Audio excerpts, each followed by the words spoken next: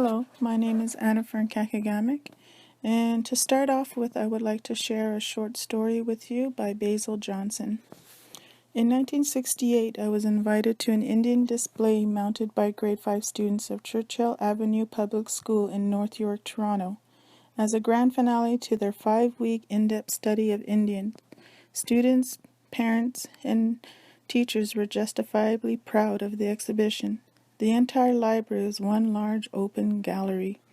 Against the walls were tables bearing an array of pictures, maps, and artifacts, both genuine and plastic. Posters and several large pictures of Indian chiefs and warriors adorned the walls. At one end of the library was a large canvas teepee. In front, a tripod made of saplings meant to represent an outdoor fireplace.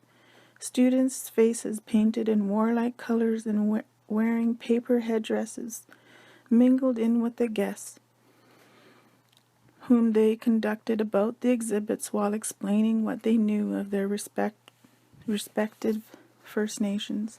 All of them wore nameplates of tribes of whom they represented: Algonquin, Iroquois, Sioux, Huron, and Ojibwe. In front of the teepee stood a grim-looking grade 5 chief, his arms folded. Like the rest of the Indians, he had his face painted in hostile colors.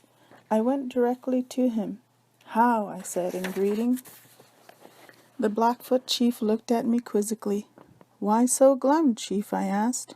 Before replying, the chief looked around to make sure there were no teachers within hearing, and then he whispered, "I'm bored."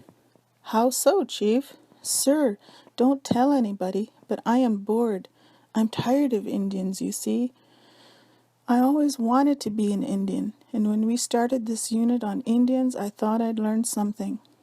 When we began this unit, we had to choose a special project from the social organization, hunting and fishing, food preparation, clothing, dwelling, and transportation.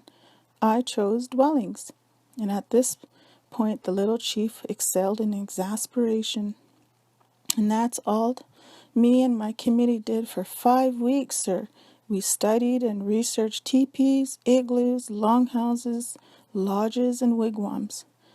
We read books, encyclopedias, went to the library, looked at pictures, and drew sketches. Then we had to make a teepee. Is that all there is to Indians, sir?" 2 comments hit home. Is that all there is? And I always wanted to be an Indian.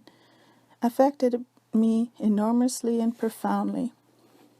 Now, there is nothing particularly unusual about wanting to be an Indian.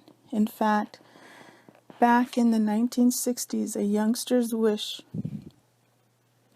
to be an Indian was as common as wanting to become a fireman, policeman, nurse, or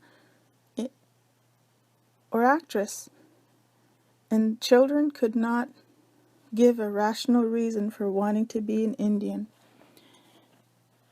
This was the mystique, perhaps a romantic notion derived from a picture that attracted wannabe Indians.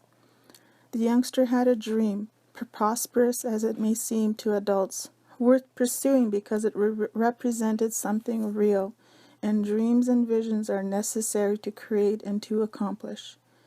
When his school offered a 5-week in-depth unit on Indians, that boy looked forward to the program that would teach him all he wanted to know and needed to know, and that would enable him to turn his dream into reality and become a living, breathing Indian. But the course let him down. He learned about social organizations, substance, food, fashion, dwelling, and migration. But he uncovered nothing about the true nature of Indians. He was exasperated. Despite his disappointment, he still clung to hope.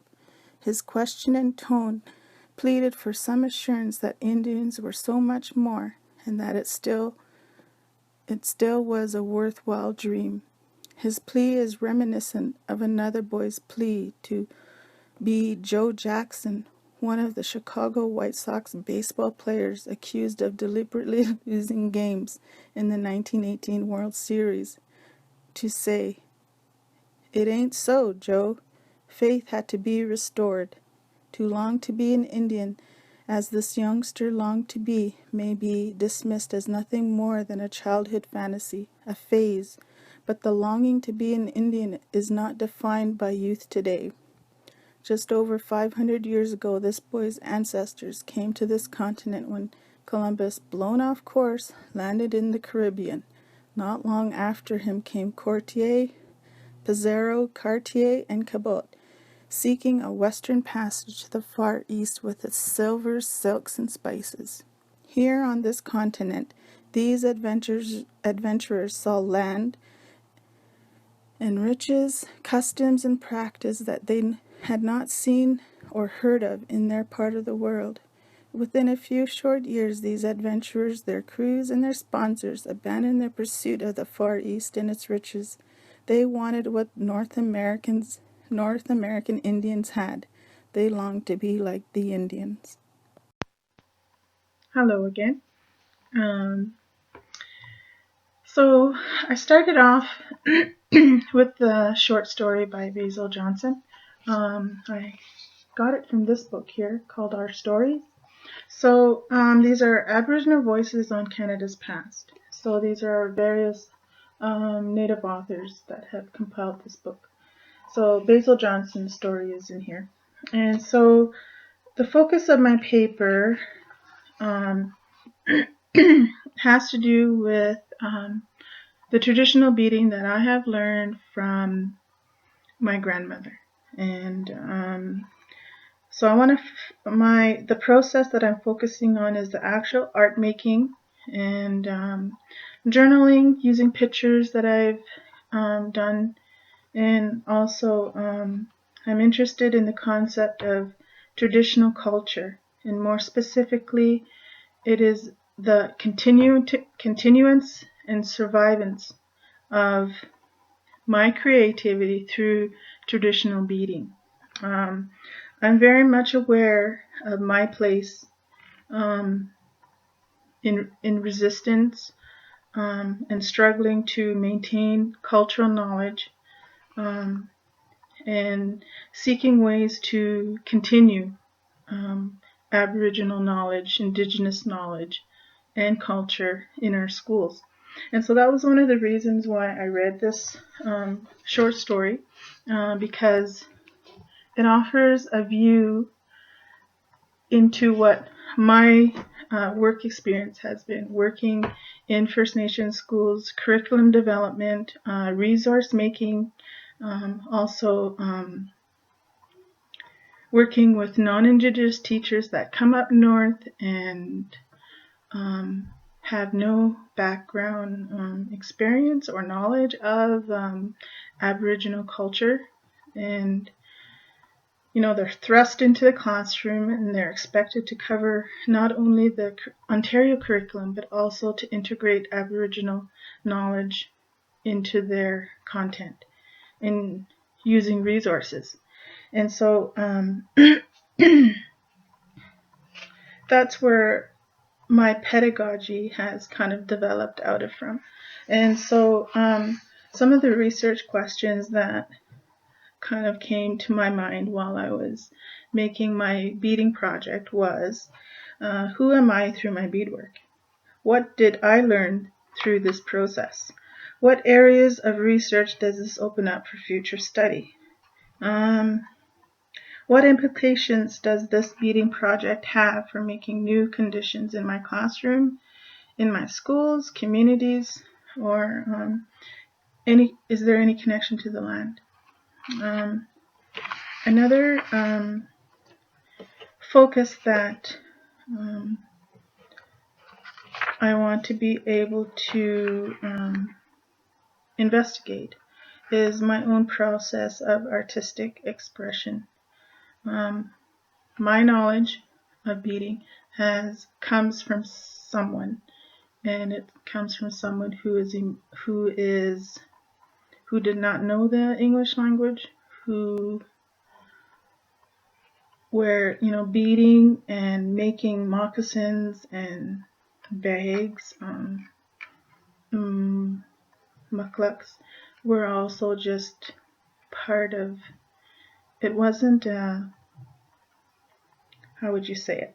It was a useful skill, domestic skill that she practiced, and it was things that we actually wore.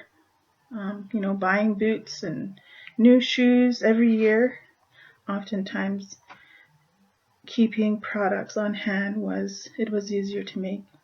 And so I want to focus on the art making practice of beading, the considerations, materials, history, the conditions, and placing that into the context of First Nation culture and the relationships that I made and connections that I made, not only with who I was as a First Nation person in Ojibwe, but it connected me to my family, it connected me to my community, and it also um, created a way for me to even pass on this knowledge and teach other people how to make things.